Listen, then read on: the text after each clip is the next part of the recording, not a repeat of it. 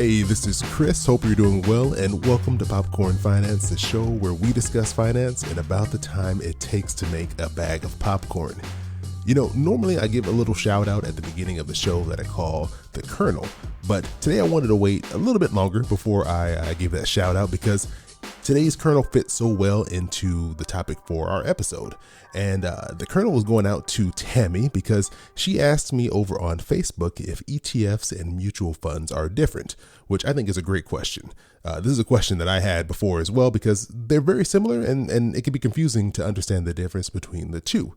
So today I thought I'd share a conversation that I had with Caleb Silver, the editor-in-chief of Investopedia, where we discuss the difference between these two investment products. So I hope you enjoy today's conversation.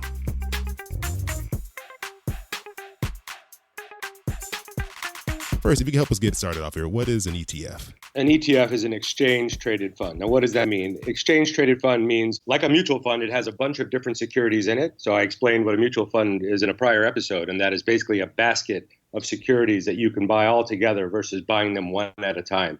An ETF is very much the same thing, except it trades like a stock in that it trades throughout the course of the day. A mutual fund trades throughout the day, but you only get a settle price at the end of the day. But an ETF you can buy and sell throughout the course of the day, so it moves a lot more. It's a lot more active and volatile, but it has the same characteristics of a mutual fund in that many stocks are packed into one. So if you want exposure like a mutual fund to the technology sector or the energy sector, you can buy an ETF, an exchange-traded fund, that has just technology stocks in it, or just energy stocks in it, or just healthcare stocks in it, or ones that just track an index like the S&P 500 or the Dow Jones Industrial Average. You can buy exposure to those groups by buying the ETF, but it trades more frequently than a mutual fund does. Okay. And so why would someone looking to invest choose, say, an ETF over a mutual fund? Like, why would I know, or why would I choose to go with one over the other? ETFs are generally cheaper in terms of fees. When you buy a mutual fund, you're paying for the price of the fund, and you're also paying the manager of that fund, a portfolio manager inside a company like a Fidelity or a Schwab or a smaller money manager to manage it. So there are fees associated with it. ETFs also have fees, but they're much lower fees than mutual funds. So you would do it for lower fees. You would do it for if you wanted to buy a fund that trades throughout the course of the day, so you can buy and sell more frequently, although we don't encourage that. But it behaves more like a stock than a mutual fund does. There's more flexibility and it's cheaper. That's why you might want to do that. Oh, okay. That's good to know.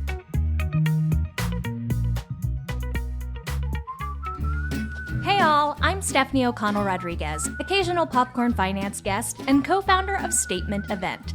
And I'm here to invite you to our free virtual event happening April 30th, 2021, featuring keynote speaker Gloria Steinem. Yes, that Gloria Steinem, a feminist icon. We'll be talking about the relationship between gender equity and financial power, with a special focus on the impact of COVID and how it's shaping our financial futures as we move forward.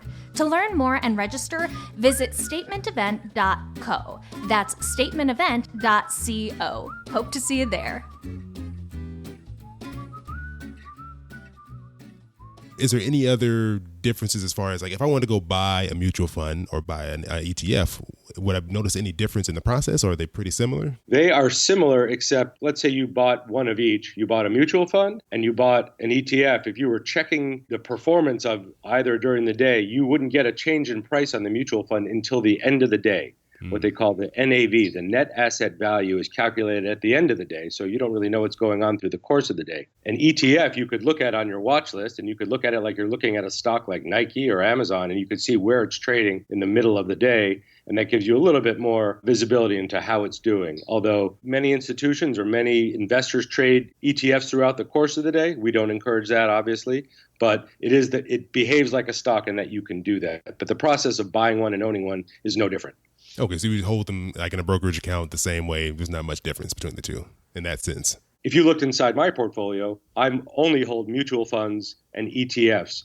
And because of my job, I don't like to own individual stocks. But if you looked at the tickers on the ETFs, they would look like just like a stock ticker. They're usually 3 letters, and you could see them trading throughout the course of the day. But the process of owning them, buying them, and having them in your portfolio is very similar to a mutual fund. Okay. All right. So I think that makes it a lot clearer, because you hear these acronyms, you hear these initials thrown out there, and you don't really know what this is. So I hope this episode has helped the listeners feel a little more comfortable when they hear that term thrown out there. And then that way, if you're looking around, maybe you have a brokerage account and you're just getting started and you see these terms thrown out there, you feel a little more comfortable and you know what you're looking at. And so, Caleb, thank you again for bringing more of your knowledge here to the show. And before we get out of here, where can people go find out more about what you have going on over at Investopedia? So we recommend, if you're ever having a conversation with someone and they throw some financial jargon at you or throw some acronyms that confuse you, you just sneak away quietly, check out Investopedia.com on your phone or on your computer, and come back and you can drop some knowledge on them. So we have 30,000 definitions of financial terms, and we've been doing this for 20 years.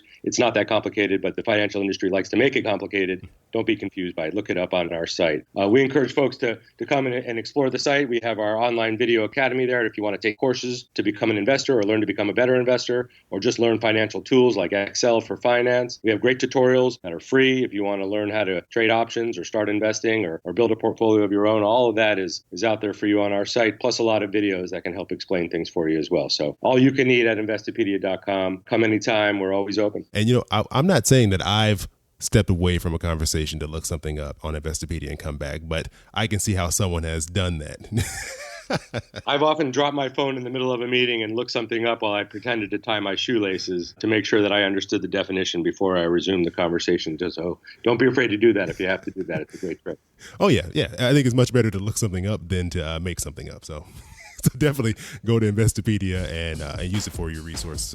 It's something I've used for years, got me through college. So I really appreciate what you guys are doing over there, Caleb. We appreciate it, and we appreciate you. We love your podcast.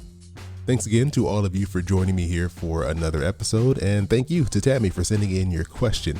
I hope that the conversation today helped you better understand the differences between mutual funds and ETFs.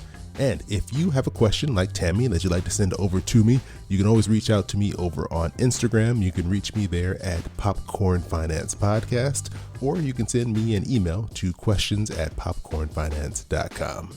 As always, I appreciate you joining me back here for another bag of popcorn. I hope you have an amazing rest of your week, and I'll talk to you soon.